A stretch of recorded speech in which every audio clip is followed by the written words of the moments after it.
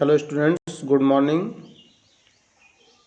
आज हम आपको जैव प्रक्रम लेसन से आहार नाल में पचे हुए भोजन का अवशोषण तथा स्वांगीकरण किस प्रकार होता है इसका वर्णन समझा रहे हैं। तो सबसे पहले इसको एक रूप से और क्वेश्चन दिया गया है इसमें कि पचे भोजन को अवशोषित करने के लिए क्षुद्रांत कैसे विकल्पित है। बात एक ही है, क्वेश्चन को घुमा के पूछा गया है, दोनों सेम क्वेश्चन है। तो देखिए, जो भोजन आपका एब्जॉर्ब हो जाता है, पच जाता है, उसको कैसे डाइजेस्ट किया जाता है, यानी पचे भोजन का अवशोषण, एब्जॉर्प्शन ऑफ डाइजेस्टेड फूड।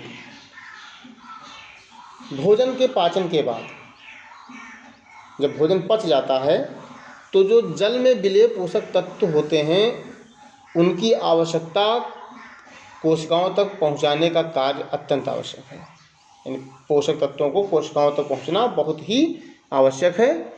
एक कोशिकीय जंतु जैसे कि आपका अमीबा है, इसमें खाद्य रिक्तिका से पचे हुए खाद्य तत्वों का जो जीवद्रव्य है उसमें विसरण होता है, सीधा विसरण होता है। पचे हुए खाद्य तत्वों का सीधा जीवद्रव्य में ही विसरण हो जाता है। और जो बहुकोशिकीय जीवधारी होते हैं उनमें कुछ कोशिकाएं पचे हुए खाद्य को अवशोषित करके अन्य कोशिकाओं तक पहुंचाने का भी कार्य करती हैं।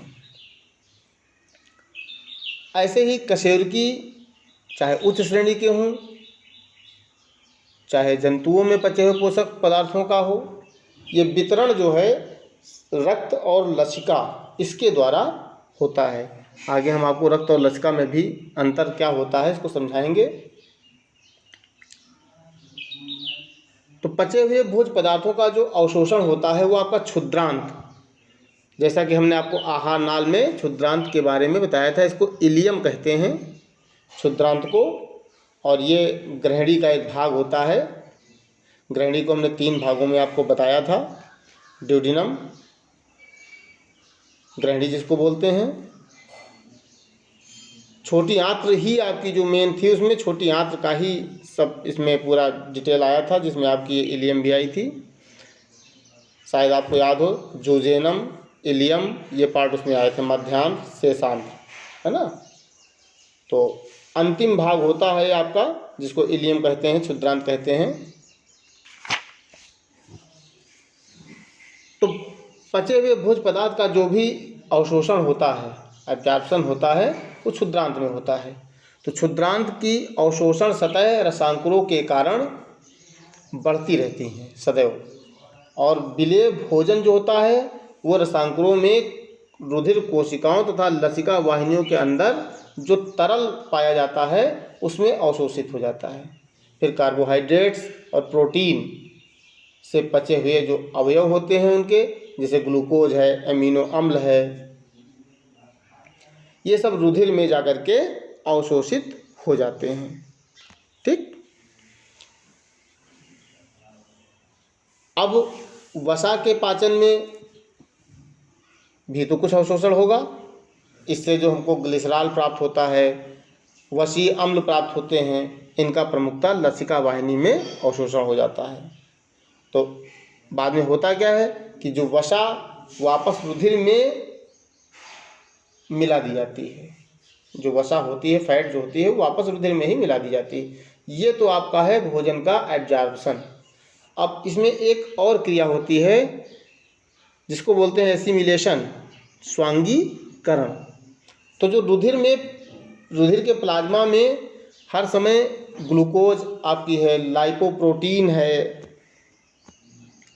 ग्लूकोज है, लाइपोप्रोटीन है, और वसीय अम्ल हैं, ग्लिसरॉल है, फास्फोलिपिड्स है, अमीनो अम्ल, यूरिया, लवण, मतलब बहुत सी चीज़ें उपस्थित होती हैं। विटामिन्स भी बहुत प्रकार की पाई जाती हैं इसमें।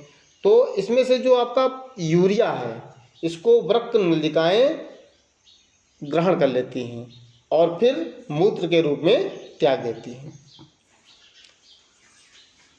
एसिमिलेशन का मतलब यहीं से स्टार्ट हो जाता है।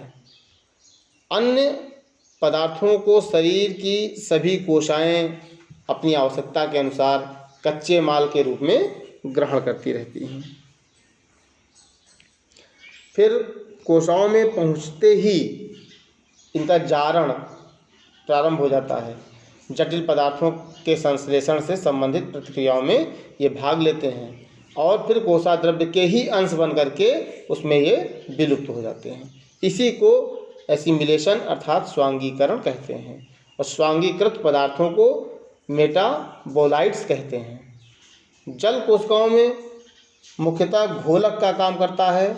जल कुछ पदार्थों के संश्लेषण का विभाग होता है, यानी आवश्यकता से अधिक जल जो होता है वो मूत्र निर्माण में भाग लेता है। तो ये आपकी अवशोषण और स्वांगीकरण की प्रक्रिया है, जिसका आपका वर्णन भी हमने समझा दिया है। इसको हमने आपके नोट्स में भी डाल दिया है, तो इसको आप तैयार कर लीजिएगा। कल हम आपको प्रकाश संश्लेषण किसे कहते हैं, इसकी क्रियाविधि के बारे में डिटेल पूरा समझाएंगे। धन्यवाद।